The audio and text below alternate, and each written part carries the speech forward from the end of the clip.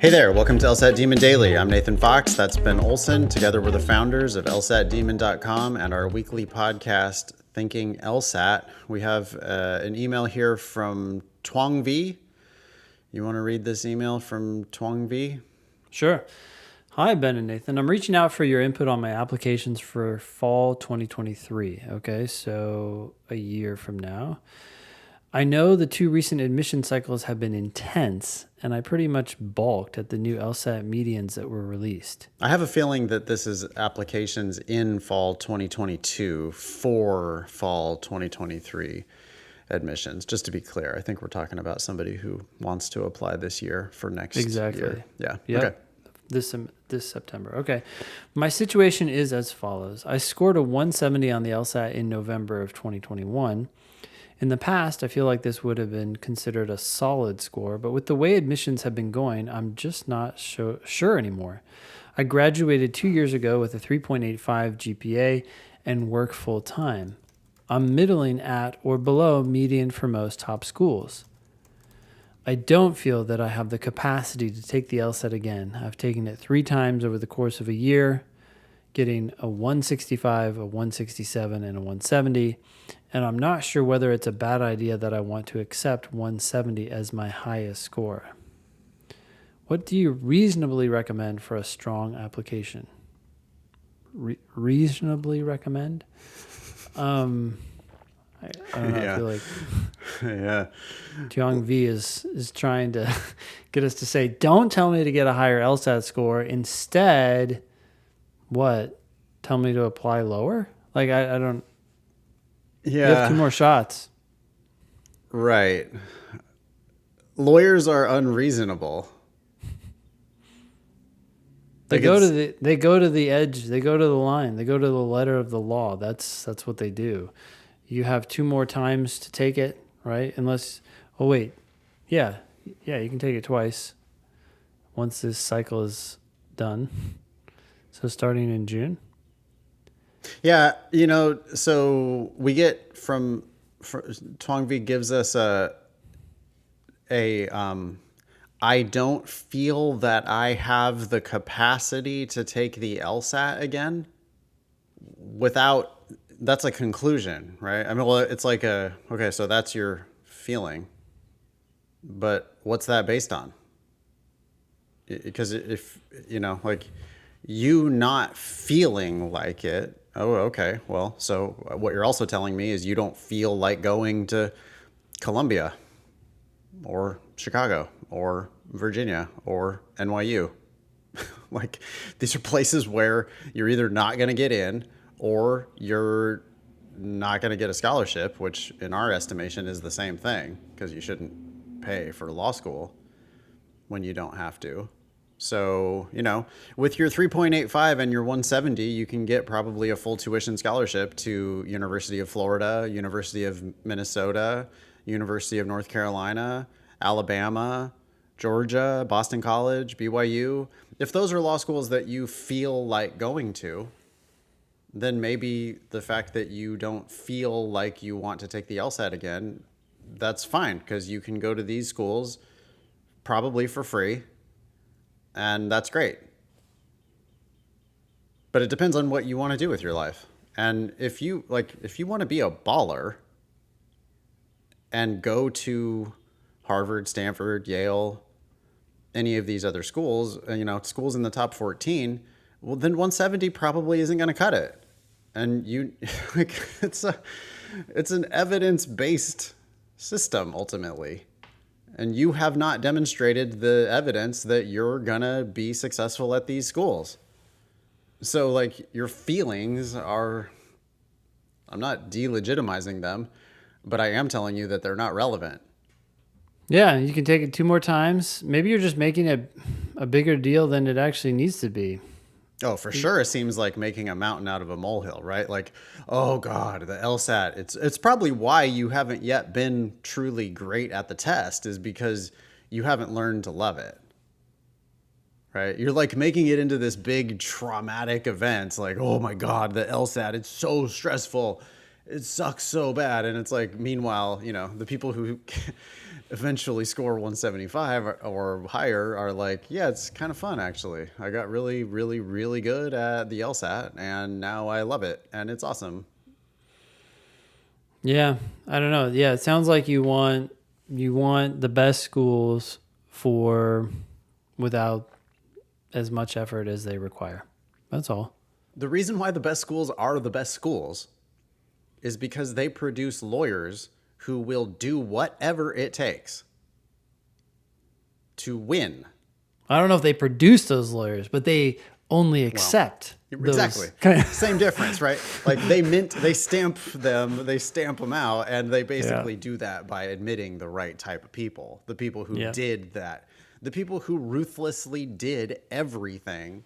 And you haven't yet exhausted all of your, like, hey, lawyers who win do everything.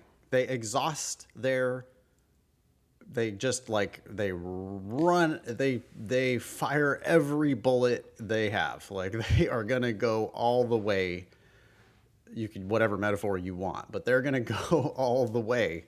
And you're leaving 2 unfired bullets.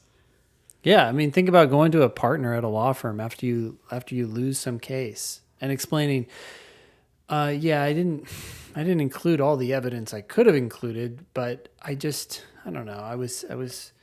I didn't feel like I had the capacity to keep working on the case. Yeah. Like, goodbye. Yeah. No, I didn't file that motion to suppress that bit of evidence because I didn't, you know, I filed all these other motions. Yeah, I mean, I don't feel that I had the capacity to do any more than that. And I'm not sure whether it's a bad idea not to do all this stuff. Yeah, I could have got a continuance. I could have done more work on the trial, but I just didn't feel like I had the capacity to do it. I mean, we're beating up Tuong-Vi here, but like, hey, if you are really interested, like, what are they doing here? It's almost like they're kind of presenting a bit of a victim kind of like sob story in a way. This idea that, like, well, 170 used to be good, but now it's not so good anymore because they say I balked at the new LSAT medians that were released. Yeah, it's a bummer. You got set back a little bit, but you're also applying at a time in history when you can go for free. There were times in the history of law school applications where that was not an option. Now you're in that time. So instead of focusing on bad news you're looking at, these higher LSAT score numbers, look at the good news. Even look at those numbers in a good way. Like, if you can score higher on your next 2 tests, then you can walk past thousands and thousands of other applicants, go for free, and not bear the risk that law school normally entails. Yeah. Do you want a definition of balk? Balk? Balk? I thought it was balk. Yeah, balk. I'm assuming it's like to hesitate or to think twice. Yeah, but it also says hesitate or be unwilling to accept an idea or undertaking. So it's not so there's a like a dimension of that word where, like mental resistance. Yep, that is one of the synonyms. So to me, it's got like a denial element to it, where it's like it gave you pause, but you also were a little bit unwilling to even accept it. Mm-hmm. And we live in like the reality-based community, right? Like we have to accept ideas that we don't like.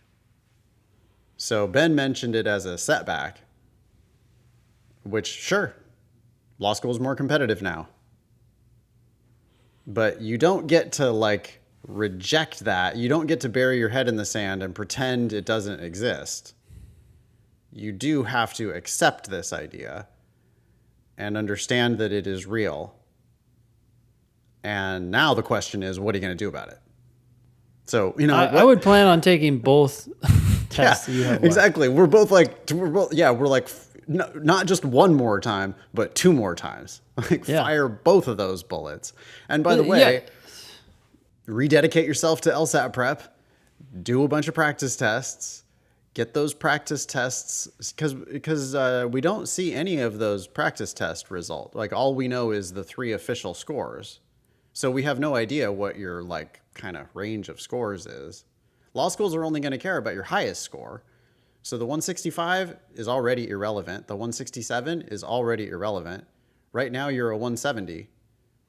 But if you could score even 1 point higher on one of your remaining 2 attempts, it is going to, in real terms, increase your chances at these top schools that you're interested in. Especially with the GPA that you have. Your GPA is not the best, but it's solid. So leverage that. Your LSAT's pulling you down right now. Yeah, and we're just not gonna bullshit you about other things that you could do. What would we reasonably recommend for a strong application? Well, we're not going to give you advice about rearranging the deck chairs on your Titanic of like the world's best personal statement, letters of recommendation, resume, all those things. Sure, they are necessary. Like we would advise that you make those. Don't do poorly on them. Yeah, we want you to do a really good job on those documents, because those documents will be looked at carefully at the top schools. Everybody is on the bubble at Harvard and Stanford and Yale. Like nobody's a shoo-in for those schools. So all those things will matter. But right now you're a shoe out. Is that a word? I like that. Like right now, those same schools look at you with your 3.85 170 and they're like, oh, you're below our median on both LSAT and GPA. Goodbye. Yep. So you want my reasonable advice. I guess we could look up a definition of what that means. Based in reason. Okay, well, reasonably, you need a better LSAT score. Yeah. Thank you. Thank you very much for writing in. I mean, I think that's clearly what you need to do. You need to get a better LSAT score. And your feelings that you don't feel you have the capacity to take it again, well, then maybe you just don't have the capacity to go to these schools. Because that's pretty much what the schools are going to say. That's what they're going to decide. They're going to look at your LSAT and they're going to go, we're worried that you can't do the work, and we're worried that you're going to lower our public profile, so we're not going to admit you.